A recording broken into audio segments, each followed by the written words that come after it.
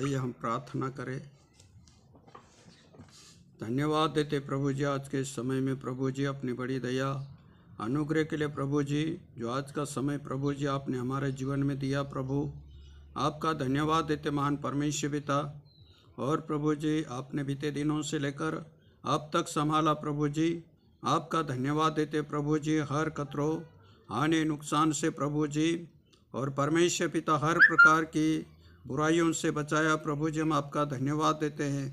धन्यवाद देते महान परमेश्वर पिता प्रभु जी आज के समय में प्रभु जी, जो भी हम प्रभु जी आपके वचन से सीखते हैं प्रभु जी, आप हमारी सहायता मदद करना प्रभु जी। धन्यवाद देते प्रभु जी, ये जग जाने की प्रभु जी आप ही सारी सृष्टि के रचने वाले हैं, और प्रभु जी आप ही सारा सृष्टि का उद्धार करने वाले हैं प्रभु जी, और आप सारी सृष्टि को चलाने वाले हैं और उसको स्थिर रखने वाले हैं प्रभु जी। धन्यवाद देते प्रभु जी आज के समय में प्रभु जी, ये वीडियो के द्वारा प्रभु कई लोग प्रभु आपको जाने और अपना बेटा बेटी होने के लिए अपने जीवन को समर्पण करें प्रभु जी। पिता धन्यवाद इस समय में प्रार्थना सुनने के लिए, और प्रभु मेरी मदद करने के लिए धन्यवाद, प्रभु यीशु मसीह के नाम से आमीन। आइए हम यहाँ पर आज कुछ परमेश्वर के विषय में जानेंगे, क्योंकि बहुत सारे लोगों का ये प्रश्न होता है कि परमेश्वर कैसा है और वो कहाँ रहता है, और उस परमेश्वर को हम कैसे जानें, और परमेश्वर को हम किस रूप में देखें। इस प्रकार से सवाल और प्रश्न उठते हैं लोगों के मन के अंदर। तो यहाँ पर एक टॉपिक है कि परमेश्वर का अस्तित्व कैसा है, वास्तव में परमेश्वर कैसा है, कहाँ रहता है, और वो परमेश्वर को हम कैसा जाने, किसके द्वारा जाने, उसके बारे में आज हम परमेश्वर के वचन के द्वारा स्टडी करेंगे। तो सबसे पहली बात है परमेश्वर कैसा है, तो उसके उत्तर में है परमेश्वर एक आत्मा है, और वो आत्मा किसी को दिखाई नहीं देता है। वो आत्मा एक आत्मा है। जिस प्रकार मनुष्य मर जाता है और उसके अंदर से आत्मा निकल जाता है, वो किसी को नहीं दिखाई देता है।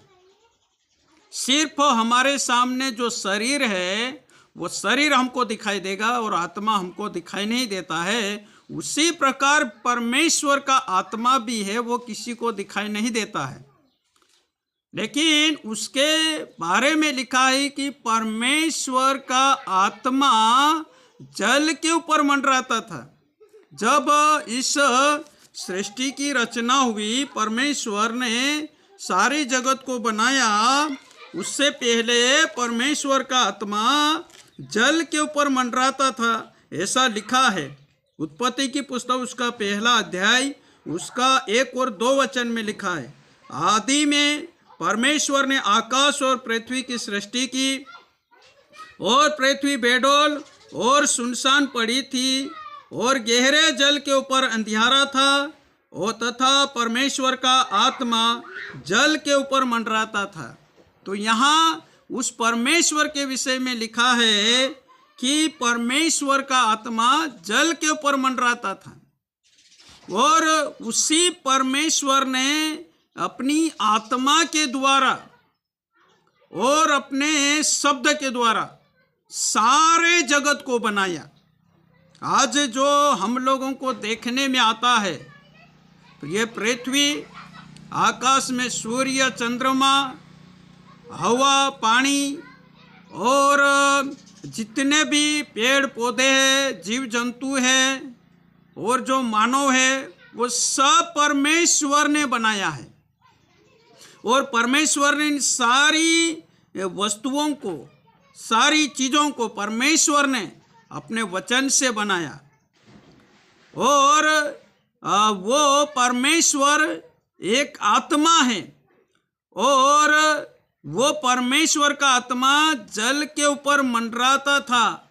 तो इसका मतलब ये है कि जल के ऊपर मंडलाने का मतलब ये है, वर्तमान समय में जो कोई अपने आप को दीन करता है, नम्र करता है, उसके ऊपर परमेश्वर अपनी आत्मा को भेजता है।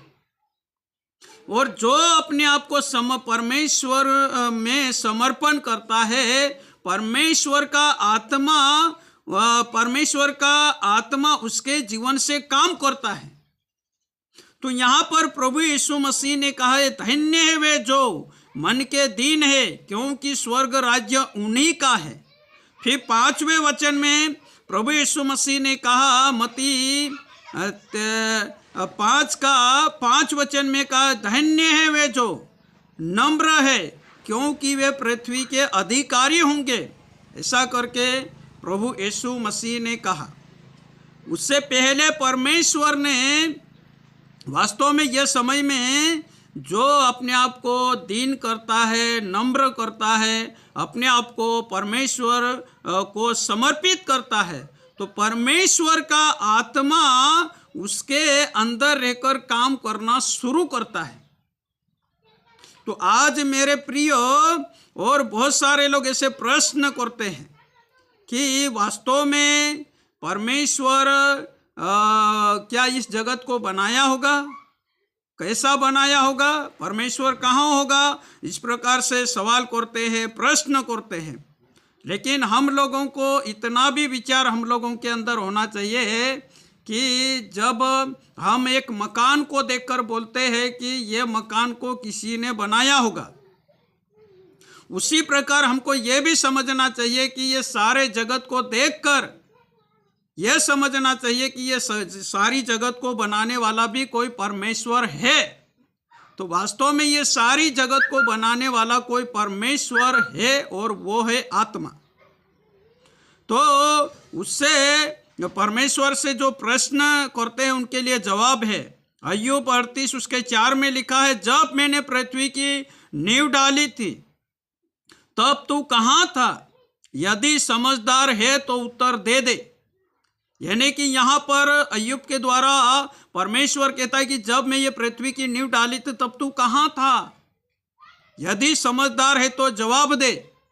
तो वास्तव में हम घर को देखकर बोलते हैं कि ये घर को बनाने वाला कोई होगा, इसकी नींव डाला और इसको बनाया। उसी प्रकार ये सारे जगत को देखकर, पृथ्वी को देखकर, सूर्य चंद्रमा को देखकर, आकाश में कई ग्रह है, तारागण है, और इस पृथ्वी के ऊपर सब कुछ देखकर ये समझना चाहिए कि ये सब सारे जगत को बनाने वाला कोई तो है। ऐसा हमको उस परमेश्वर को समझना है और विश्वास भी करना है। फिर यशायाह 40 उसका 13 और 14 वचन में लिखा है, किसने यहोवा की आत्मा को मार्ग बताया, वह उसका मंत्री होकर उसको ज्ञान सिखाया है। उसने किस से सम्मति ली और किसने उसे समझाकर न्याय का पथ बता दिया और ज्ञान सिखाकर बुद्धि का मार्ग दिखाकर जता दिया है। तो यहाँ पर यशायाह लिखता है कि कौन परमेश्वर की आत्मा को मार्ग बता सकता है, कौन उसका मंत्री हो सकता है, कौन उसको समझा सकता है? वो तो स्वयं परमेश्वर है, और ना उसको कोई मंत्री की जरूरत है, ना उसको किसी को समझाने की जरूरत है। परमेश्वर स्वयं इस सारी सृष्टि की रचना की, और इस सृष्टि में जो कुछ भी है सब कुछ उसी ने बनाया है। उसको किसी को सिखाने की जरूरत नहीं है, किसी को परमेश्वर को मार्ग दिखाने की जरूरत नहीं, क्योंकि वो तो स्वयं मार्ग है और स्वयं सब कुछ है। वो अंतर्यामी परमेश्वर है, वो सब कुछ जानने वाला परमेश्वर है। इसलिए वो परमेश्वर सब कुछ बनाया, और सब कुछ बनाने के बाद में परमेश्वर ने मनुष्यों को बनाया। जैसा हम आदम को सुनते हैं और हवा को सुनते हैं, परमेश्वर सबसे पहले आदम को बनाया, मट्टी से, मट्टी का पुतला बनाया, उसके अंदर जीव आत्मा को फूंक कर उसको जीवित प्राणी कर दिया। फिर अकेला आदमी अच्छा नहीं है, ऐसा करके परमेश्वर ने उसकी सहायता मदद के लिए परमेश्वर ने उसी में से पसली निकाल कर उसके लिए स्त्री बना दी, वो है हवा। और उन दो लोगों को परमेश्वर ने आशीष दी, फलों फूलों और पृथ्वी को मानव जाति से भर दो। और उन दो लोगों के द्वारा परमेश्वर ने इस पृथ्वी को मानव जाति से भर दिया, लेकिन मानव जाति पाप में आ गई और वो पाप शैतान के द्वारा आया। और शैतान कहाँ से आया, कैसा आया, मैं अगले वीडियो में आप लोगों को समझाऊंगा। आजकल ये भी प्रश्न करते हैं कि शैतान कहाँ से आया, कैसा आया, कौन है शैतान, कैसा दिखता है, क्या करता है, ऐसा भी लोग प्रश्न करते हैं। तो उसके बारे में भी मैं आप लोगों को, शैतान के बारे में भी मैं आपको जवाब दूंगा। उससे पहले हमको ये जानना है कि परमेश्वर क्या है, कैसा है, और परमेश्वर क्या क्या बनाया है, उसके बारे में हमको जानना जरूरी है। परमेश्वर ने सारे मानव जाति को बनाया, ओ परमेश्वर और मतलब सारे मानव जाति को परमेश्वर बढ़ाया। और नूह के दिनों में मनुष्य वो शैतान के आचरण में आकर पाप करने लगे। उस समय परमेश्वर ने मनुष्यों को खत्म करने का विचार किया। परमेश्वर मानव को बनाकर पछताया, ऐसा यहाँ उत्पत्ति उसका 6वां अध्याय उसके 1 वचन से लिखा है। फिर जब मनुष्य भूमि के ऊपर बहुत बनने लगे और उनके बेटियां उत्पन्न हुई, तब परमेश्वर के पुत्रों ने मनुष्यों की पुत्रियों को देखा, वे सुंदर है, सो उन्होंने जिसको चाहा उनसे ब्याह कर लिया। और यहोवा ने कहा, मेरी आत्मा मनुष्यों से सदा लोभ विवाद करता न रहेगा, क्योंकि मनुष्य भी शरीर है, उसकी आयु 120 वर्ष की होगी। उन दिनों में पृथ्वी पर दानव रहते थे। और इसके पश्चात जब परमेश्वर के पुत्र मनुष्यों की पुत्रियों के पास गए, तब उनके द्वारा जो संतान उत्पन्न हुई वे पुत्र शूरवीर होते थे, जिनकी कृति प्राचीन काल से प्रचलित है। और यहोवा ने देखा कि मनुष्यों की बुराई पृथ्वी पर बढ़ गई है, और उसके मन के विचार में जो कुछ उत्पन्न होता है सो निरंतर बुरा ही होता है। और यहोवा परमेश्वर पृथ्वी पर मनुष्यों को बनाने से पछताया, और वह मन में अति खेदित हुआ। तब यहोवा ने सोचा कि मैं मनुष्यों को जिसकी मैंने सृष्टि की है पृथ्वी के ऊपर से मिटा दूंगा। क्या मनुष्य, क्या पशु, क्या रेंगने वाले जंतु, क्या आकाश के पक्षी, सबको मिटा दूंगा, क्योंकि मैं उनको बनाने से पछताता हूँ। परंतु यहोवा की दृष्टि नूह के ऊपर बनी रही, और परमेश्वर की दृष्टि नूह के ऊपर बनी रही। और परमेश्वर ने नूह से कहा कि सब प्राणियों के अंत करने का प्रश्न मेरे सामने आ गया है, क्योंकि उनके कारण पृथ्वी उपद्रव से भर गई है, इसलिए मैं उसको पृथ्वी समेत नाश कर डालूंगा। तो परमेश्वर ये बातें नूह से कही, और वो समय में ये सब सारे व्यभिचार में, खून खराबे में और गलत पाप में पड़ गए थे। इसलिए परमेश्वर वो समय में सारी मानव जाति को पृथ्वी पर से पानी में डुबाकर सबको खत्म किया। लेकिन परमेश्वर नूह और नूह के परिवार को बचाया, और वो परिवार को परमेश्वर और आशीष दी, और उनके द्वारा और भी वंश बढ़ा। तो यह आज वापस पृथ्वी मानव जाति से भर गई। फिर मनुष्य पाप की ओर आगे बढ़ रहा था, तो परमेश्वर क्योंकि पाप की मजदूरी मृत्यु है, परमेश्वर ने एक बार जल प्रलय को भेजकर सब लोगों को मार डाला, लेकिन परमेश्वर अब मनुष्यों को मारने से पछताया। इसलिए परमेश्वर ने सोचा कि मनुष्य के मन में जो भी विचार होता है वो बुरा विचार उत्पन्न होता है, अब मैं जल के द्वारा उसे नाश ना करूंगा। इसलिए परमेश्वर ने मनुष्यों को बचाने के लिए और विचार किया और अपने प्रिय पुत्र प्रभु यीशु मसीह को 2000 वर्ष से पहले इस जगत में भेज दिया। और परमेश्वर ने कहा कि क्योंकि परमेश्वर के विषय में ऐसा लिखा है, क्योंकि परमेश्वर ने इस जगत से ऐसा प्रेम किया कि उसने अपना एकलौता पुत्र दे दिया, जो कोई इस पर विश्वास करे वह नाश ना हो परंतु अनंत जीवन पाए।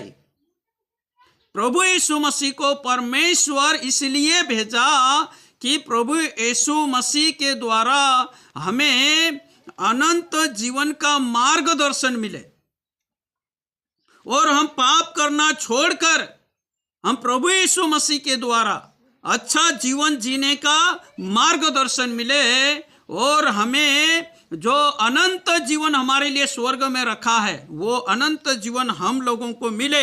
इसलिए प्रभु यीशु मसीह को परमेश्वर 2000 वर्ष पहले इस जगत में भेजा। और प्रभु यीशु मसीह लूका उसके 4 अध्याय उसके 17 वचन से प्रभु यीशु मसीह ने कहा, प्रभु यीशु मसीह ने कहा कि नहीं, यशायाह भविष्यवक्ता की पुस्तक उसे दी गई यीशु मसीह को, और उसने पुस्तक खोलकर वह जगह निकाली जहाँ पर यह लिखा था कि प्रभु का आत्मा मुझ पर है, इसलिए कि उसने कंगालों को सुसमाचार सुनाने के लिए मेरा अभिषेक किया है, और मुझे इसलिए भेजा है कि बंधुओं को छुटकारे का और अंधों को दृष्टि पाने का सुसमाचार प्रचार करूं, और कुचले हुओं को छुड़ाऊं, और प्रभु के प्रसन्न रहने के वर्ष का प्रचार करूं। तो प्रभु यीशु मसीह ने यहाँ पर ये वचन कहा और कहा कि प्रभु का आत्मा मुझ पर है, यानी कि प्रभु यीशु मसीह इस जगत में आए तो वो सबसे नम्र व्यक्ति थे, दीन थे वो। उसके प्रभु यीशु मसीह के अंदर ऐसा कोई भी अहंकार, कोई भी ऐसा घमंड और कोई भी ऐसी पाप जैसी बातें प्रभु यीशु मसीह के जीवन में नहीं थी। वो दीन था, नम्र था। इसलिए प्रभु यीशु मसीह ने कहा प्रभु का आत्मा मुझ पर है। और यहाँ इस पृथ्वी के ऊपर प्रभु यीशु मसीह काहे के लिए आए? कंगालों को सुसमाचार सुनाने के लिए, जिनको आज प्रभु के सुसमाचार की जरूरत है, जिनको आज प्रभु